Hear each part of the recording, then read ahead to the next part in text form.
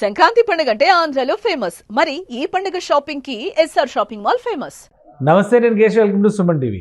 తిరుమలలో తిరుపతిలో జరిగినటువంటి తొక్కిసలాట ఘటన, ఆ తర్వాత పరిణామాలు అందరినీ కలవరపరుస్తున్నటువంటి పరిస్థితి. అయితే దీని వెనుక ఒక కుట్రకోణం ఉందనేటువంటి ప్రచారం కూడా జోరుగా సాగుతుంది. నిజంగా కుట్రకోణం ఉండడానికి అవకాశం ఉందా, లేక యాదృచ్ఛికంగా జరిగినటువంటి ఘటన? దీనిపైన విశ్లేషణ చూద్దాం. మనతో పాటు సుబ్రహ్మణ్యం గారు, అనలిస్ట్ ఉన్నారు. సుబ్రహ్మణ్యం గారు, నమస్కారం. నమస్కారం సార్. తిరుపతి ఇన్సిడెంట్, వైకుంఠ ద్వార దర్శనం కోసం టికెట్ల పంపిణీ, టోకెన్ల పంపిణీ, ఆ సందర్భంగా జరిగినటువంటి తొక్కిసలాట పైన రాజకీయ పరమైనటువంటి విమర్శలు అయితే ఇన్సిడెంట్ కంటే ఎక్కువ రిపోర్ట్ అవుతున్నాయి. అవును, ముందు రాజకీయ విమర్శలే వచ్చినాయి. అవును. అసలు దీని వెనక ఒక కుట్రకోణం అనేటువంటి అంశం కానీ, ఆ యాంగిల్ కానీ ఉండడానికి అవకాశం ఉందా? మనం రెండు విషయాలుగా చూడాలి సార్. ఫస్ట్ వచ్చేసి కొంచెం నిర్వహణ లోపం అయితే కంటికి కొట్టొచ్చినట్టు కనిపిస్తుంది సార్. యాక్చువల్గా ఆ నిర్వహణ లోపం వల్ల ఒక రకంగా ఇది ఖచ్చితంగా జరిగింది. అది రెండోది కుట్రకోణం ఉండాది అనేసి పోలీసులు, ఇంటెలిజెన్స్ వాళ్ళు అనుమానిస్తున్నారు. దానికి ఊతం ఇచ్చే విధంగా కొన్ని ఇన్సిడెంట్స్ కూడా వాళ్ళు కనుగొనడం జరిగింది సార్. ఓకే.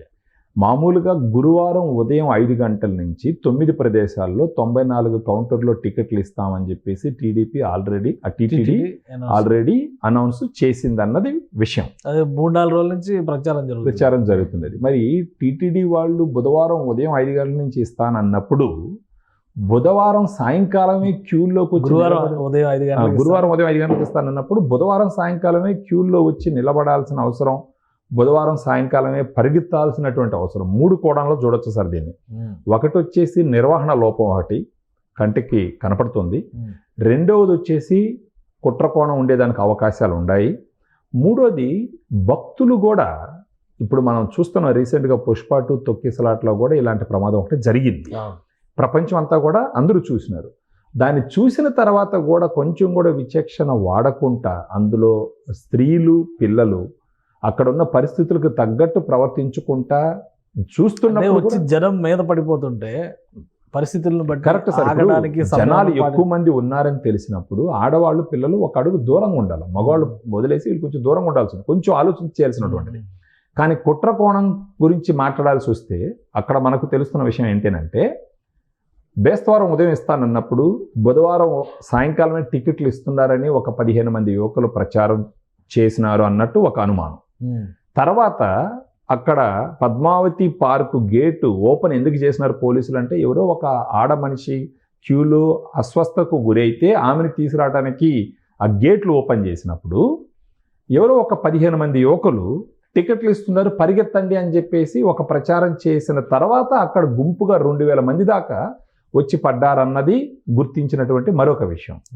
అది కాకుండా క్యూ లైన్లో నిలబడుకున్నప్పుడు ఒక 10 నుంచి 15 మంది కుర్రాళ్ళు కావాలనే పోలీసులతో వాగ్వాదం పెట్టుకొని వాళ్ళు తొక్కిసలాట, తోసుకోవడం, ఘర్షణ వాతావరణాన్ని సృష్టించినారన్నది మరొక పాయింట్.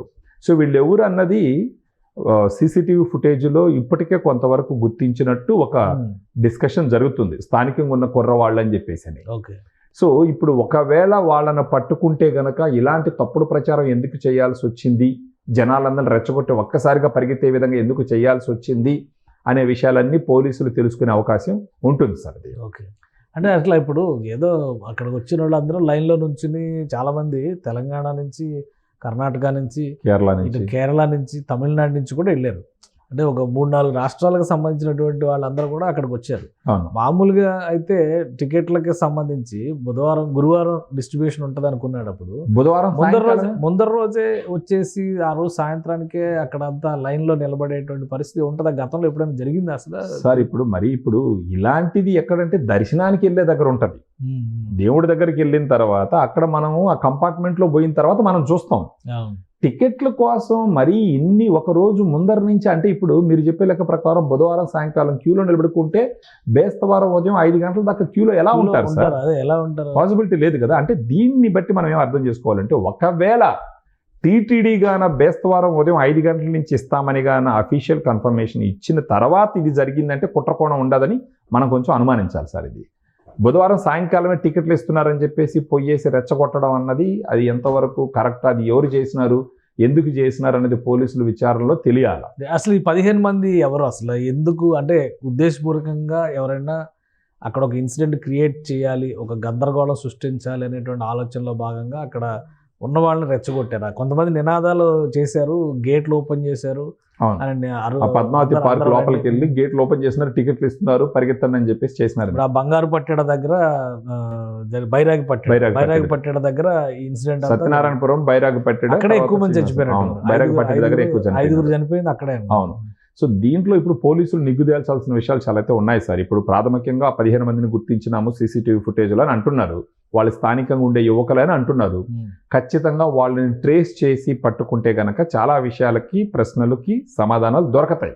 అంటే అట్లా ఎవరైనా రెచ్చగొట్టి చేయించడానికి అవకాశాలు ఉండొచ్చు సార్. ఎందుకంటే అంటే చెప్పలేము పూర్తిగా, మనం అవకాశాలు ఉన్నాయని చెప్పలేము, లేవని చెప్పలేము. కారణం ఏంటంటే తిరుమల తిరుపతి వెంకటేశ్వర స్వామి మీద గత కొంతకాలంగా ఒక రకమైన ప్రచారం జరుగుతూ ఉంది.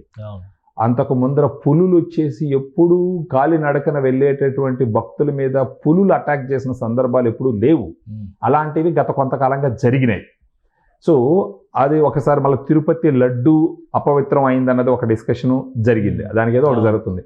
సో మీరు ఇన్సిడెంట్స్ అన్నీ కానీ కొంచెం గమనిస్తే ఒక ప్రాపర్గా ఏంటంటే ఒక ప్లాన్డ్గా తిరుమల తిరుపతి వెంకటేశ్వర స్వామి యొక్క ప్రతిష్టని దెబ్బతీసే విధంగా ఒక వర్గానికి సంబంధించిన వాళ్ళు లేదా ఒక గ్రూప్కి సంబంధించిన వాళ్ళు ఏదో చేస్తున్నారన్న ఒక అనుమానాలు అయితే ఉన్నాయి యాక్చువల్గా. అది కొద్ది రోజులుగా ఇంటూ వస్తున్నాం. ఇప్పుడు దీంట్లో కానీ ఈ 15 మందిని పట్టుకొని గాన విచారణ చేస్తే కొంచెం క్లారిటీ వచ్చేదానికి అవకాశాలు ఉన్నాయి. ఇప్పుడు ప్రభుత్వం వైపు నుంచి కూడా 25 లక్షల సాయం పరిహారం ప్రకటించారు చనిపోయిన వారి కుటుంబాలకు సంబంధించి. అలానే వాళ్ళని గాయపడిన వాళ్ళకి సంబంధించి ట్రీట్మెంట్ విషయంలో జరుగుతుంది. కలెక్టర్ గారు వెంకటేశ్వర్ గారు చెప్పినారు, వాళ్ళందరూ బాగానే ఉండరు అంటే కోలుకుంటున్నారని చెప్పడం జరిగింది. ఆయన చెప్పడం కూడా ఏంటంటే 2000 మంది ఒకేసారి వచ్చి ఆ గేట్ మీద పడడం ద్వారా అలా జరిగిందనేసి. ఇప్పుడు దీంట్లో వీళ్ళు ఖచ్చితంగా పోలీసులు చేయాల్సిన విచారణ ఏంటంటే ఆడ టికెట్లు ఇస్తున్నారు పరిగెత్తండి అనేసి ఎవరు ప్రచారం చేస్తున్నారో కనిపెట్టగలగాలి. ఆల్రెడీ ఫస్ట్ మినిట్ ఇన్సిడెంట్ జరిగిన తర్వాత కూడా వెనక నుంచి కొంతమంది తోస్తున్నారు కూడా వెళ్ళారు, దాని వల్లనే పడిపోయాం. భక్తులు కూడా అది వాళ్ళ తప్పని మేము చెప్పలేము, పోలీసులు తప్పని మేము చెప్పలేము, వచ్చిన వాళ్ళు ఇలా పడ్డారు అని చాలా మీడియాతో కూడా మాట్లాడారు. సో ఈ 15 మందిని గుర్తించడం అనేది కష్టమైనటువంటి అంశమా? ఎవరైనా ఒకరు దొరికినా మిగతా వాళ్ళు దొరికేదానికి ఆస్కారం ఉంటుంది సార్. ఒకవేళ లోకల్ క్యాండిడేట్లు అంటే ఇప్పుడు ఆ సీసీటీవీ ట్రాకింగ్ చేసినారనుకోండి, ఒకవేళ పట్టుకోగలిగితే గనక ఖచ్చితంగా చాలా వరకు ప్రశ్నలకు అన్నిటికీ సమాధానం దొరికే అవకాశం ఉంది. సో దీంట్లో కుట్రకోణం లేదు అని చెప్పలేము, ఎందుకంటే ఇంతకు ముందు ఎప్పుడు ఇలా జరగలేదు మనకు తిరుపతి. ఇంకోటి అందరూ ఇంటర్లింక్ చేస్తుంది ఏంటంటే 2 లక్షల కోట్ల పెట్టుబడులతో ప్రధానమంత్రి టూర్ జరుగుతుంటే సడన్ గా ఈ ఇన్సిడెంట్ జరగడం, మొత్తం అంత మీడియా అటెన్షన్, ప్రజల అటెన్షన్ అంతా అది పోయింది. ఇది డిస్కషన్ లోకి వచ్చింది. సో దీని మీద అనుమానాలు వ్యక్తం ఖచ్చితంగా ఉంటాయి సార్. ఇప్పుడు ఎందుకంటే ఒక మంచి జరుగుతున్నప్పుడు అది గిట్టని వాళ్ళకు కొంతమంది ఇలాంటి ప్లాన్ వేసే అవకాశాలు కూడా ఉన్నాయి యాక్చువల్గా. కానీ ఈ బాధ్యత మొత్తం పూర్తిగా ఇప్పుడు పోలీసుల మీద సమగ్రమైన విచారణ చేయాలి. చాలా డీటెయిల్డ్గా అవసరమైతే హయ్యర్ లెవెల్ అఫీషియల్స్ని వేసి అసలు వాస్తవంగా అక్కడ ఏం జరిగింది అన్నది చెయ్యాలి సార్. దీనితో పాటు ఇంకొక 2 విషయాలు కూడా భక్తులు కూడా గుర్తించాల్సింది ఏంటంటే, కొంచెం విచక్షణ వాడి ఆడవాళ్ళు, పిల్లలు ఈ క్యూ లైన్లో అది కూడా ఒకేసారి ఒక 2000 మంది పరిగిస్తున్నారంటే వీళ్ళు కొంచెం ఆలోచించి ఒకరోజు దూరంగా జరగాల.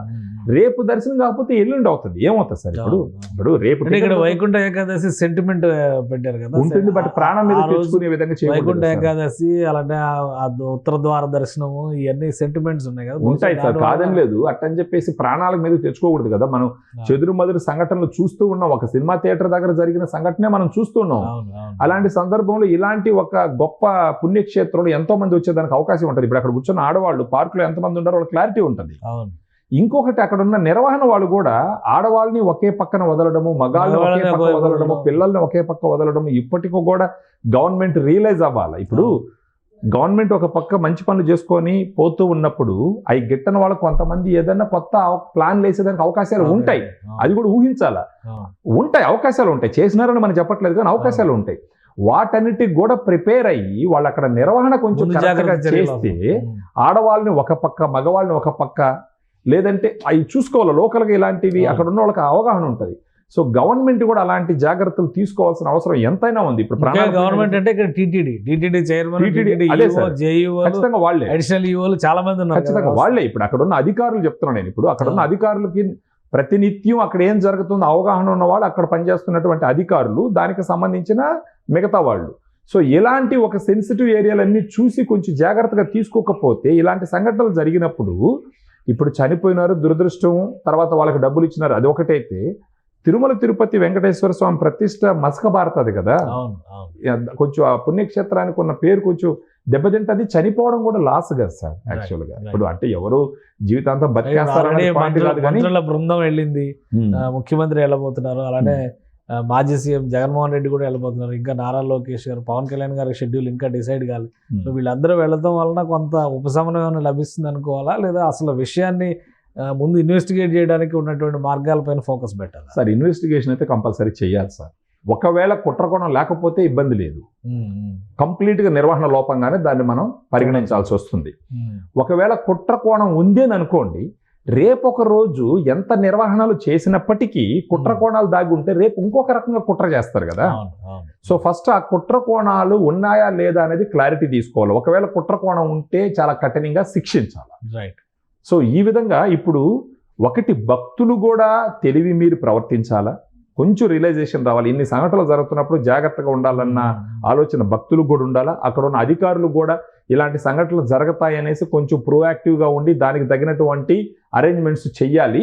తర్వాత పోలీసులు కూడా చాలా జాగ్రత్తగా ఉండాలి ఈ విషయం. Right right. Thank you Subrahmanyam గారు. ఇది తిరుపతిలో జరిగినటువంటి ఈ తొక్కిసలాట ఘటన వెనక కొంతమంది 10 నుంచి 15 మంది ఆకతాయిల దుశ్చర్యలు ఉన్నాయనేటువంటి అనుమానాలు వ్యక్తమవుతున్నాయని సుబ్రహ్మణ్యం గారు విశ్లేషిస్తున్నారు. సీసీటీవీ కెమెరాల్లో కూడా వీటికి సంబంధించినటువంటి విశ్లేషణ జరుగుతుంది. అలానే ఉద్దేశపూరితంగా ఎవరైనా ఈ ఘటనలు సృష్టించేటువంటి ప్రయత్నం చేశారా అన్న కోణంలో కూడా ఇన్వెస్టిగేషన్ కొనసాగుతుంది. ఏదేమైనా 6 ప్రాణాలు కోల్పోవడం, తిరుమల వెంకటేశ్వర స్వామి దర్శనం కోసం వచ్చినటువంటి లైన్లో ఇలాంటి ఘటనలు జరగడం అనేది చాలా దురదృష్టకరమైనటువంటి సందర్భం. ప్రభుత్వం దీనిపైన సమగ్ర విచారణ జరిపించాల్సినటువంటి అవసరం ఉందని సుబ్రహ్మణ్యం గారు విశ్లేషిస్తున్నారు. ఇది special discussion. Keep watching. Suman టీవీలో మీ పర్సనల్ అండ్ బిజినెస్ ప్రమోషన్స్ కోసం కింది నెంబర్కి కాంటాక్ట్ చేయండి.